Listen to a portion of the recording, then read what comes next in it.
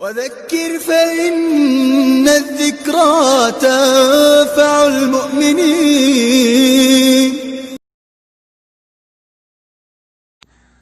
ابھی تک آپ نے مولانا مفتی عبدالقیوم عتیق صاحب مظاہری کے آفیشیل چینل کو سبسکرائب نہیں کیا ہو تو سبسکرائب کر لیں اور بیل آئیکن کو پریس کر دیں تاکہ ہماری ہر نئی ویڈیو کی نوٹیفیکیشن آپ کو جلد سے جلد مل جائے۔ جزاک اللہ۔ بسم اللہ الرحمن الرحیم۔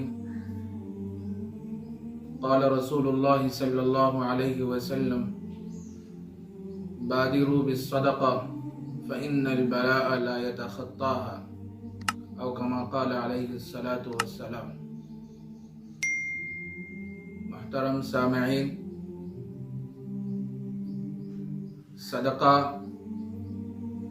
بلاؤں کو ٹالتا ہے۔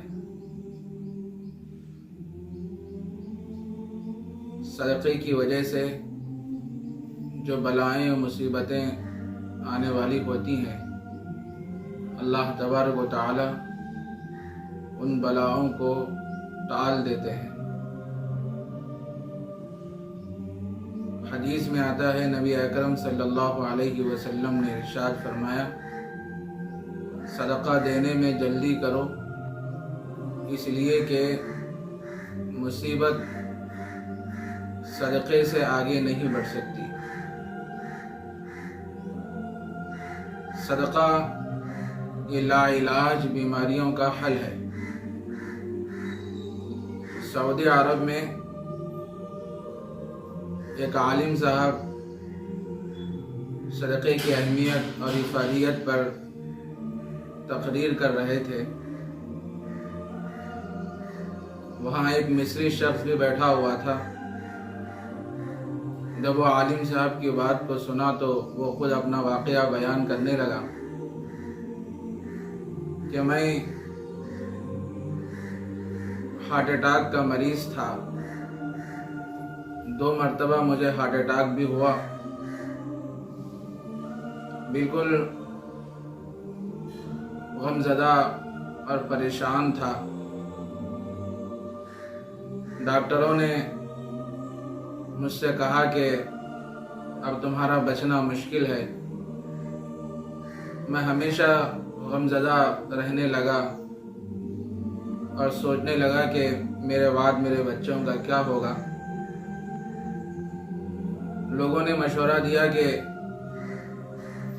اب تمہارا مسئلہ ایک ہی جگہ حل ہو سکتا ہے، تم امریکہ جاؤ، وہاں جا کر علاج کراؤ۔ میں امریکہ پہنچا علاج کی غرض سے۔ وہاں کے ڈاکٹروں نے میرا علاج شروع کیا اور مختلف دوائیں تجویز فرمائی، اور ڈاکٹروں نے یہ بھی کہا کہ ہر 3 مہینے پر تم کو امریکہ آنا پڑے گا۔ میں علاج کے بعد امریکہ سے واپس آیا۔ اب اپنے گھر میں رہنے لگا، اپنے بچوں کو دیکھتا، بیوی کو دیکھتا تو یہ خیال آتا میں تو چند دن کا مہمان ہوں، پتہ نہیں اللہ تبارک و تعالی مجھے کب بلا لیں گے۔ ہمیشہ یہ کیفیت میرے دل و دماغ پہ طاری رہتی تھی۔ ایک دن ایسا ہوا کہ میں گوشت خریدنے کے ارادے سے دکان پر گیا تو وہاں پر دیکھا کہ ایک برقع پوش خاتون ہے جو کھڑی ہوئی ہے، اور قصاب گوشت کاٹتے ہوئے جب گوشت پر جو زائد چربی ہوتی ہے اس کو نکال کے جب پھینکتا ہے تو وہ خاتون اس چربی کو لے کے اپنی تھیلی میں ڈال لیتی ہے۔ یہ منظر میں بہت دیر تک دیکھتا رہا، سوچتا رہا۔ آخر اس عورت کو کیا ہوا کہ وہ زائد چربی جو بالکل استعمال کے قابل بھی نہیں رہتی، اس چربی کو اٹھا کر اپنی تھیلی میں ڈال لیتی ہے۔ بہت دیر ہو گئی تو میں اس عورت کے پاس گیا اور جا کے کہنے لگا کہ بہن، تم یہ حرکت کیوں کر رہی ہو؟ آخر کیا وجہ ہے؟ اتنا سننا تھا وہ برقع پوش خاتون کی آنکھوں سے آنسو روا ہو گئے۔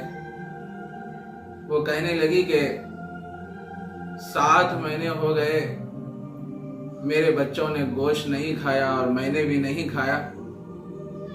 میرے بچے مجھ سے کہنے لگے کہ امی جان آج ہم گوشت کھانا چاہتے ہیں، گوشت کھلائیے۔ میرے پاس پیسے نہیں ہیں کہ میں گوشت خرید کر بچوں کو کھلا سکوں۔ میں اس غرض سے قصاب کی دکان پر آ کے کھڑی ہو گئی۔ جب وہ قصاب زائد چربی کو نکال کے پھینکتا ہے تو اس کو میں اپنی تھیلی میں ڈال لیتی ہوں اور یہی چربی لے جا کر پکاؤں گی اور اس کا شوربہ بچوں کو کھلاؤں گی۔ اتنا سننا تھا وہ مصری شخص کی آنکھوں میں آنسو آ گئے، رونگٹے کھڑے ہو گئے اس شخص کے۔ وہ اس برقع پوش خاتون سے کہنے لگا، اے میری بہن ایک بات سن لو، جب کبھی تمہیں گوشت لینے کی ضرورت پڑے تو اس قصاب کی دکان پر آنا اور گوشت لے لینا اور اس کے پیسے میں ادا کر دوں گا۔ یہ کہہ کر میں اپنے گھر کو چلا گیا تو اللہ تعالیٰ نے ایک عجیب سکون، ایک عجیب فرحت اور خوشی میرے اندر پیدا فرما دی۔ جب میں گھر میں پہنچا تو بچے مجھ سے کہنے لگے، ابا جان کیا بات ہے، آپ کا چہرہ کھل گیا ہے، بالکل آپ کے چہرے پر خوشی کے آثار نمایاں ہیں، آخر کیا بات ہے؟ میں تو بتانے سے انکار کر دیا۔ کچھ دنوں کے بعد میں علاج کی غرض سے امریکہ پہنچا۔ وہاں ڈاکٹروں نے میرے ٹیسٹ کیے اور دیکھ کر ڈاکٹر حیران رہ گئے اور مجھے یہ کہنے لگے کہ تمہیں کوئی بیماری ہے ہی نہیں، تمہیں ہارٹ کا مرض ہے ہی نہیں، آخر تم کون سے ڈاکٹر کا نسخہ اور دوائیں استعمال کر کے آئے ہو؟ اس موقع پر میں نے کہا، میں نے وہ نسخہ استعمال کیا ہے کہ آج سے 1400 سال پہلے دو جہاں کے سردار سید الاولین والآخرین محبوب رب العالمین سیدنا حضرت محمد الرسول اللہ صلی اللہ علیہ وسلم نے فرمایا تھا، الصدقۃ ترد البلاء، صدقہ بلاؤں کو ٹال دیتا ہے۔